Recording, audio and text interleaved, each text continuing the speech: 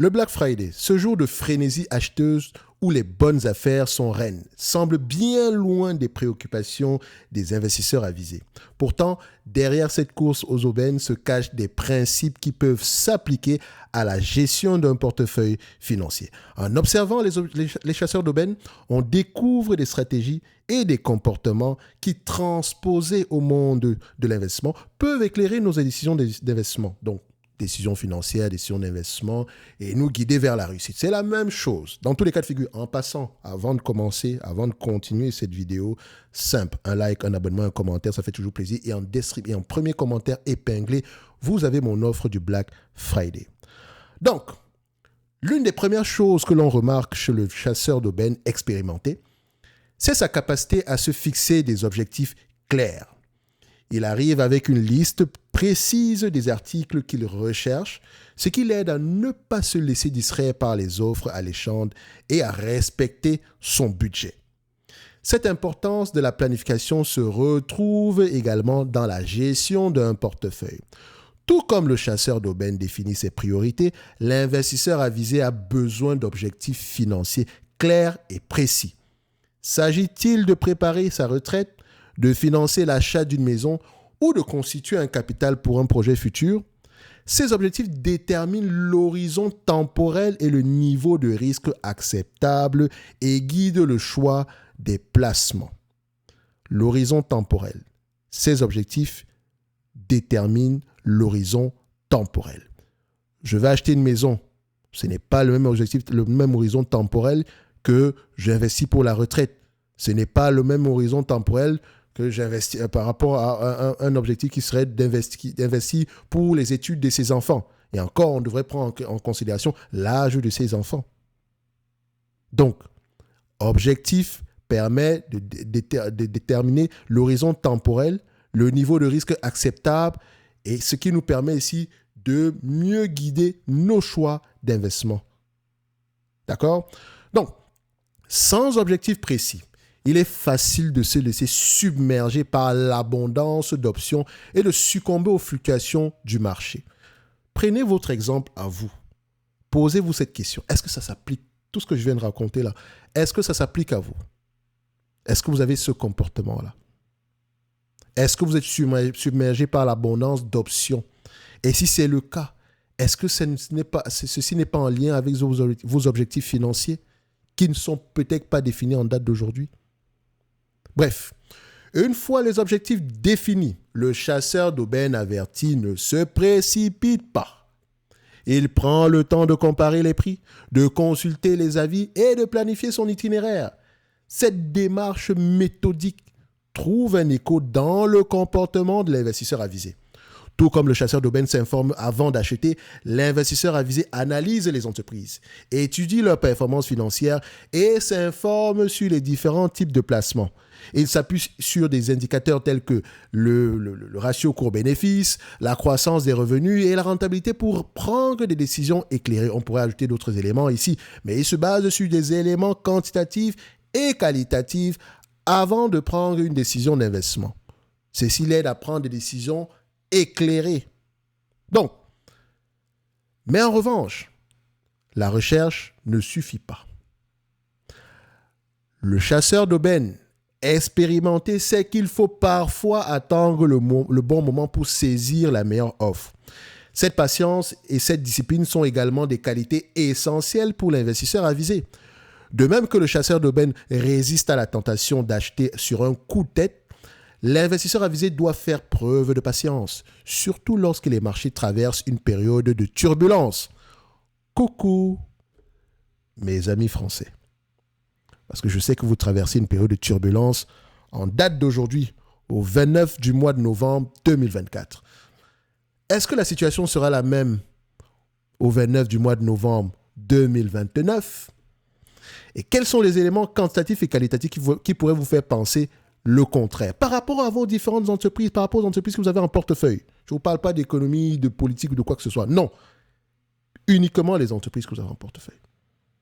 Je sais que la période actuelle est difficile, mais c'est en période de turbulence qu'on a généralement des opportunités d'investissement. Parce que quand une opportunité d'investissement se présente, c'est parce qu'il y a un problème. Et à nous de déterminer si le problème est temporaire ou durable. Et on ne peut pas le faire si on n'entre pas en profondeur dans les choses. Donc, garder la tête froide et rester fidèle à sa stratégie à long terme est essentiel pour atteindre ses objectifs financiers. L'excitation du Black Friday peut simplement conduire à des achats impulsifs également, d'accord ? L'investisseur avisé, lui aussi, doit apprendre à maîtriser ses émotions car la peur et l'avidité peuvent nuire à la performance du portefeuille. En effet, les émotions sont souvent des mauvaises conseillères en matière d'investissement. La peur peut inciter à vendre prématurément par crainte de perdre de l'argent, tandis que l'avidité peut pousser à prendre des décisions ou bien des risques excessifs. D'accord ? On ne prend pas des décisions, mais à prendre des risques excessifs. Apprendre à gérer ses émotions est donc essentiel pour prendre des décisions rationnelles. Comment dès lors appliquer les leçons du Black Friday à la gestion de son portefeuille? Premièrement, créez votre liste d'achat, votre watchlist. La watchlist que vous pouvez retrouver ici dans les services Top Premium. Ne vous inquiétez pas, description de la vidéo, vous mettrez votre adresse courriel ainsi que vos informations ici et vous recevrez un message ici avec toutes les informations nécessaires. Ne vous inquiétez pas par rapport à ça. Et dans la watchlist, on propose généralement ici justement des observations comme ce que je peux faire présentement parce que ceci n'est qu'une observation. OK ? Je prends l'analogie ici du Black Friday. Donc, je compare le Black Friday ici au stock picking de manière générale. Bon, je pense de manière en particulier, parce que généralement les investissements, mais au comportement ici des investisseurs, d'accord ? On va le dire comme ça. Le comportement ici des chasseurs d'aubaine face au comportement des investisseurs, il y a beaucoup de similitudes. Donc, comme je l'ai dit, le chasseur d'aubaine s'en va avec une liste. Il sait exactement ce qu'il va acheter ou bien ce qu'il veut acheter. D'accord ? Donc, l'investisseur que tu es doit également avoir une watchlist pour identifier les actifs ou les secteurs qui correspondent à ses objectifs financiers. On revient encore sur les objectifs financiers. Ensuite, profiter des soldes du marché. Donc, pour appliquer les leçons du Black Friday, il faut créer votre liste d'achat, votre watchlist, et profiter également des soldes du marché. Ensuite, profiter des soldes du marché. Attention, les baisses du marché peuvent être perçues comme des opportunités d'acquérir des actifs de qualité à prix réduit. Qualité, pour déterminer si c'est qualitatif ou c'est à prix réduit, on fait encore appel à une analyse fondamentale. Le Black Friday, c'est tous les jours sur les marchés boursiers. Tous les jours. Ce qui veut dire que tous les jours, il y a au moins une entreprise qualitative sous-évaluée dans ce monde. Ça peut être la même le lendemain. Ou bien ça peut être la même 6 mois plus tard. OK? Ensuite, adoptez une vision à long terme. Ne vous laissez pas décourager par les fluctuations à court terme. Le temps est votre allié. Alors, certes, le chasseur d'aubaine, celui qui attend précisément le Black Friday ici pour faire ses courses, ou bien pour acheter ici des produits qu'il recherche depuis plusieurs mois, n'a pas une vision à long terme. D'accord ? Il est régi ici par... C'est certes du court terme ici, mais imaginez quelqu'un qui va acheter une télévision. Nous sommes au 1er du mois de janvier ici et il va acheter une télévision. Il se rend compte que les meilleurs deals possibles, c'est généralement vers la période des fêtes. Donc, je vais attendre le Black Friday pour acheter ma télévision. Entre-temps, je vais me renseigner sur la meilleure télévision à acheter. Je vais regarder ici les caractéristiques que je recherche en particulier et je vais essayer de peser le pour par rapport au rapport qualité-prix. Et j'attendrai le Black Friday ici pour faire la meilleure affaire possible. C'est certes à court terme, mais il attend patiemment le bon moment entre parenthèses. Donc vous, investisseurs avisés, vous ne devez pas vous laisser décourager par les fluctuations à court terme qui ne sont que des opportunités. D'accord ? Le temps est votre meilleur allié. Vous ne le voyez peut-être pas encore, mais posez la question à quelqu'un qui investit depuis 5 ans, 10 ans. Il n'a pas la même vision des choses que quelqu'un qui vient juste de commencer. Ou bien quelqu'un qui sort de la crypto-monnaie pour arriver au stock picking. Ils pensent généralement que ça se comporte de la même manière. Ils veulent énormément de volatilité. Pourtant, nous, investisseurs rationnels, la volatilité est une opportunité pour nous, est synonyme d'opportunité, d'achat ou de vente. OK? Mais ce qui nous drive avant tout, ce sont des fondamentaux. C'est une entreprise qualitative, achetée à bon prix. Et la qualité ici, dépendamment des personnes, ça dépend. OK? Et donc, tout dépend également de vos philosophies d'investissement. Prix réduit, ça dépend également des personnes. Pourquoi? Parce que on revient encore où? On revient encore sur les objectifs financiers. Si pour moi, je recherche 15% de rendement et qu'une entreprise se vend ici, 15% de rendement sur 5 ans et qu'une entreprise se vend ici à $50 l'action, alors que j'aimerais avoir un 15% de rendement en moyenne sur les 5 prochaines années, est-ce que je vais l'acheter à $50? Si c'est échange à $50 alors qu'elle vaut $50, je n'ai pas de marge de sécurité. Si l'entreprise, on me la vend maintenant à $25 alors qu'elle vaut $50, techniquement, je peux doubler mon capital de départ. Maintenant, je me suis fixé pour objectif 5 ans, ça pourrait arriver demain matin. Mais vu que l'avenir est légèrement incertain, il faut se laisser une assez bonne marge de manœuvre également contre nos propres erreurs en matière ici d'interprétation ou concernant l'opportunité d'investissement en question.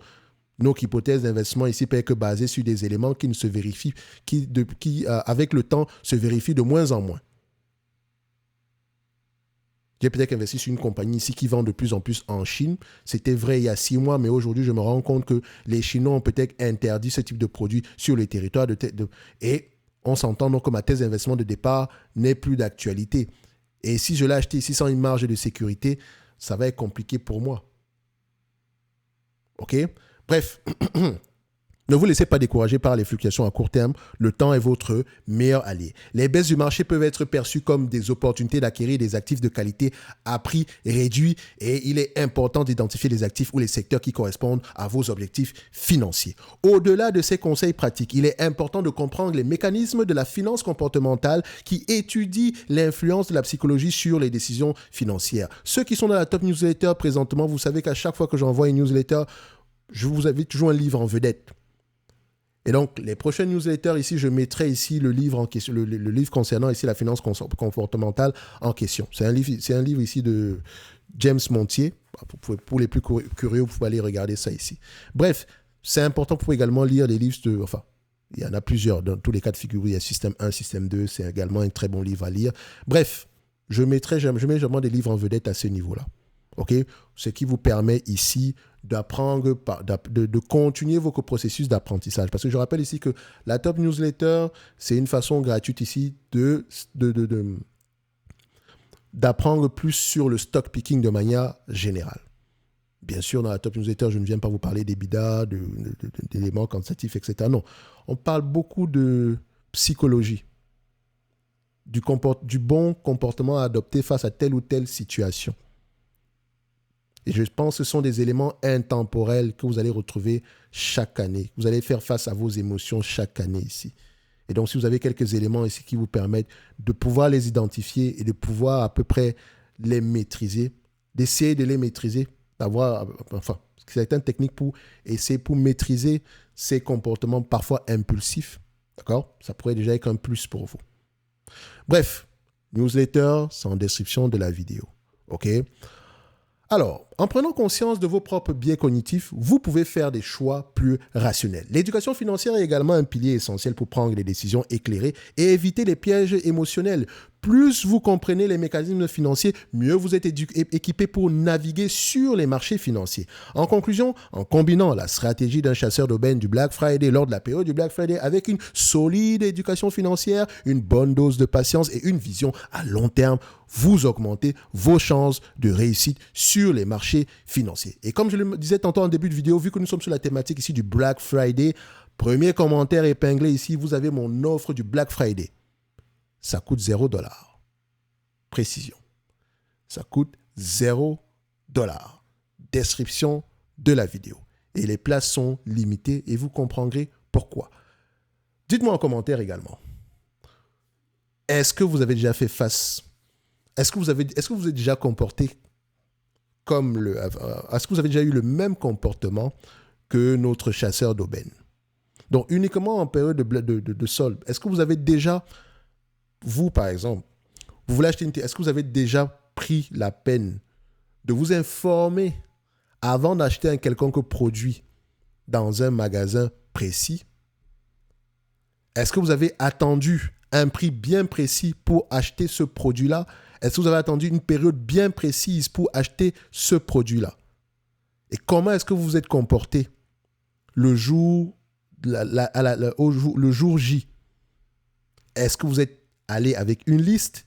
Est-ce que vous êtes rentré dans le magasin? Vous êtes ressorti avec des éléments qui ne faisaient pas partie de votre liste dès le départ? Ou bien vous avez acheté des éléments complètement à côté, qui ne faisaient vraiment des éléments qui ne se retrouvaient pas non seulement dans votre liste, mais vous n'avez rien acheté parmi tous les éléments que vous aviez mentionnés dans la liste. Enfin, c'est une question d'original, je vais peut-être trop expliquer les choses ici, mais bref, vous comprenez ce que je veux dire. C'est une façon ici de vous rendre compte que, en fait, vous pouvez être de très bons investisseurs. Vous pouvez être de très bons investisseurs parce que vous avez déjà certains mécanismes que vous appliquez tous les jours. Mais en fait, quand je dis beaucoup en fait, donc, etc., excusez-moi, j'ai des tics de langage, ça peut arriver, j'essaie de les combattre. Donc, dites-vous que maintenant, quand vous arrivez sur les marchés boursiers, il n'y a pas vraiment une grosse différence. Hein. On va prendre la peine d'étudier nos dossiers. On va prendre la peine ici d'acheter à des prix intéressants. Donc, ce travail-là, vous le faites déjà quand vous voulez acheter une nouvelle voiture, quand vous voulez acheter une nouvelle maison, parfois même quand vous voulez acheter une paire de baskets. Vous le faites également quand vous voulez acheter une machine à laver, ou bien, je ne sais pas moi, une télévision, ou bien une console de jeu. Parfois, vous attendez le bon moment, vous attendez une période bien définie. Pourquoi, quand il s'agit d'actions, votre comportement diffère totalement? Parce qu'il y a le potentiel de perdre et de gagner de l'argent. Qui vous dit qu'en achetant votre télévision, vous n'allez pas perdre de l'argent? La télévision peut se casser. Vous voyez ce que je veux dire? Bref, on s'arrête là. N'oubliez pas, description, premier commentaire épinglé. Et on se donne rendez-vous sur les prochaines vidéos. Merci, au revoir.